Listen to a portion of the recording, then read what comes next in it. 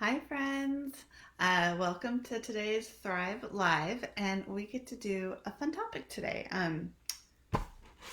If you haven't gathered, I absolutely love to read, and this is my number one favorite parenting book for the ages of like pregnancy to pretty much like toddlerhood. Uh, and it is not uncommon for me to give it to baby showers because that's this is like my go-to parenting book and has saved me so many times. And so I kind of wanted to share it with you because you know what? There's no manual when it comes to parenting. And I by no means have the parenting thing down. I'm not trying to portray myself as a parenting expert. I'm in the trenches with y'all. And like, there's days where I'm like, oh my God, I'm totally rocking this mom thing. And then there's days where I'm like, just go to bed. So I share that with you because we are human, and I by no means don't want you to like walk away and be like, oh, she has it all figured out. No, no, we're all friends here. So, why did I find this book? Because when my son was born, like all of us, I'm like, there's this little human here, and I have no idea what to do with him. And he's not sleeping, and I want to be this perfect mom, and I'm going to do all organics, and I'm going to breastfeed and have a natural delivery and yada yada yada, like those exact whatever your perfect plan is. And that's what I thought that was mine. And then guess what, it just did not work out that way. My body didn't want to breastfeed, and I went back to work, and I had mom guilt going on with that. And I never had to worry about sleeping. He by himself wanted to sleep through the night, but I was always worried that I wasn't doing a good enough job of being his mom. And so I was reading parenting book after parenting book, and what I found more often than not, it's totally windy outside, and my umbrella, it looks like it's gonna fly away. Um, so what I found too often than not, I was reading these amazing books, but I was left feeling more guilty than I was inspired. I was given the tools, but it's like, oh, I should have been doing this while I was pregnant. Well, there you go. I just dropped IQ points because I wasn't doing X, Y, and Z, and it's a horrible feeling. And what I love so much about bringing up Bebe is she's not a psychiatrist. She is a mother who notices different parenting techniques between here and France. And she talks about this her story of what she's going through with parenting and what her friends in New York are going through with parenting. And so it's very down to earth. It's hilarious. I mean, there was moments where I laughed, there was moments where I cried, and the tips and tools that I got out of here were fabulous. I read this probably when my oldest was in an infant, and I have come back to it time and time again. I think for the first few years of motherhood, I read it probably 3 4 times a year because the tools were so valuable and um, so helpful, and they worked. That's the other thing. They worked. I mean, they talk about how French women will, French kids will eat pate and blue cheese, and my kids may not eat blue cheese, but you know what? She gave me an idea of how to get them to try new foods. And so if they don't want to eat something, one, I'm not a short order cook, so it's like, well, that's what you get. Two, we now have this thing where it's like, okay, if you're not going to eat it, you at least need to try it. You need to lick it. You at least need to smell it. You got to do something. But those were the words that came out of this book. And it's kind of a nice technique because I noticed the other day my 5-year-old tried something. And I think it was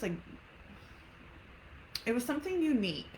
And he went and took a bite. He's like, no, I don't like it. But I'm like, woohoo, it was a win. He took a bite. And so if we are armed with the tools to make certain everyday encounters with our children a little bit easier, I am all for that because parenting is hard work. You have to be on 365 days a year, 24 hours a day, 7 days a week. There is no downtime. And having these tools, things that you can, when you have to dig deep, having these tools ready to go makes a huge difference. And so there's a lot of really good tips. Check out the link to the article below. They go over my top three. But for today, just right now, I want to talk about my number one favorite thing that I learned and that I am still pulling from this book. And I learned it with my children when they were little, all the way up until my 9, now almost 10-year old. And it's autonomy. Children are able to perform so much more than we can imagine. And if you have children in Montessori, this might be a very familiar concept with you, but it's giving children the freedom to be in charge of themselves. And what do I mean about that? So let's go like the different stages. So when they're infants, it's giving them the freedom to learn how to self-soothe. And by no means are we talking about the cry it out method. No, we're talking the pause, like giving them a minute. Are they crying because they're trying to figure out their voice? Are they crying because they're frustrated and they just need to let it out? So it's giving them a minute. You are saying, I trust you. I'm here. I'm right here for you, but I trust you. You're going to see what it feels like to figure it out. And so even starting at a really young age, you pause. And a pause can be 1, 2, 3. And if they're still crying, you pick them up. So, but already in that age, you're like, I trust you to be able to self-soothe yourselves. And we're not talking long periods of time. We're talking seconds, not minutes and not hours. But it's the foundation that starts as the children get older. As they get older, I remember telling my daughter, all three of my kids actually, where they're crying on the floor, but I had to cook dinner. And you're giving them the respect of saying, I love you. I want to hold you, but right now mommy's cooking dinner. I'll be with you in a second. And once again, you're communicating with them about what's going on. You expect for them to understand. Now, who knows if they do or not? Does it calm them down? Not all the time. I can actually tell you there was times where I probably was like, why isn't this working? But then at other times it felt empowering to have something to say to them as they were upset. You were acknowledging them, being like, this stinks. You want to be picked up. I get that. I want to pick you up, but I gotta put dinner on the table. So it's an empowering feeling to be able to express to your child how they're feeling, how you're feeling, and acknowledge that they're not necessarily getting their way, but you don't love them any less. And so you're teaching healthy boundaries. You're teaching them how to wait and how to be patient. And then you're also giving them the empowerment to start to once again self-soothe themselves, to decide, okay, would they like to play with a block while they wait with you? Do they want to sing? Do they want to wait patiently? So you're also starting to give them the lessons that they're going to need in life when they have to wait later on. In terms of autonomy, teaching kids at a really young age that certain things aren't okay. I mean, just because they're 18 months old and they pull all of the clothes and all the books off of the bookshelf, they can start to help you put it back together. Is it going to be perfect? Probably not. Clothes, it's a little bit harder to do, but I consider it a win if they just even throw it back into the cupboards. And everything we're building off of is to be able to raise mature, independent children later on. And it's such a hard thing because we want to be there for our children. Part of how we show our love is by doing things for them. Can I get an amen for that? I mean, am I the only one that's like, if I love my child, he would not have to lift a finger. But in all actuality, like as they learn how to take care of themselves, they feel so prideful. They feel that they can take control of their own lives, which allows them to have the foundation for when they do want more responsibilities, they're able to know how to handle themselves out in the real world, which is what we're here to do. We're here to raise healthy, happy human beings. And mamas, it starts when they're really little. And it doesn't mean that they get pushed out of the nest. By all means, mama's arms are like, if you know me, you're probably laughing because you know how tight mama's wings are wrapped around her babies, my little baby birdies. But things within the house, the kids learn how to do, and that's how they build up character. It's how they learn how to build up their own responsibilities to be able to move a little bit further out in the world. And so it's a really interesting topic. And where does it lie? You know, how much boundaries, how much freedom? You're going to have to find that within yourself.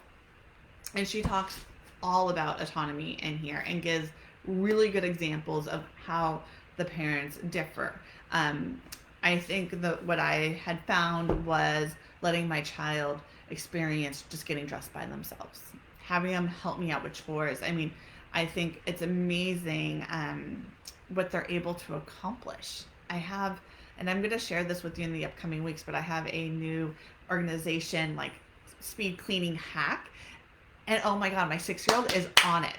He's on it. Yeah, is he 6? He's 6. Oh my God, I don't know how my kids are. My 6-year-old is on it. Like, he knows how to do it.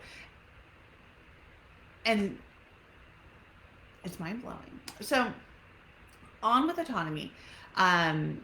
There's a link below for a French yogurt cake recipe that is delicious. And here's the better part.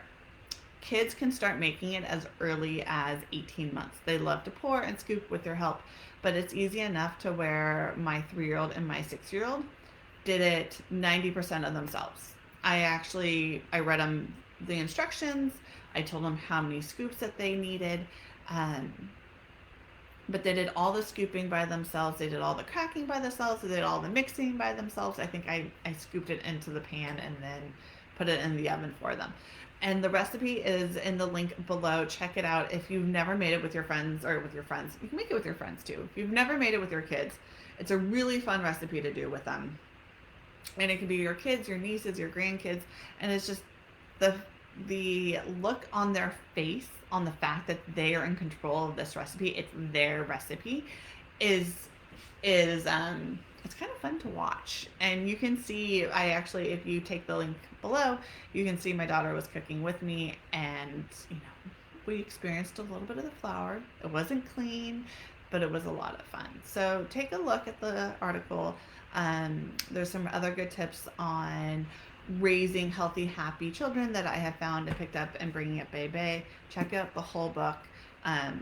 So many. I mean, I can go on and on about all the parenting tips that I've used that I've loved from here. If you like this video, if you like the information in this video, if you want me to do more book reviews, let me know in the comments below.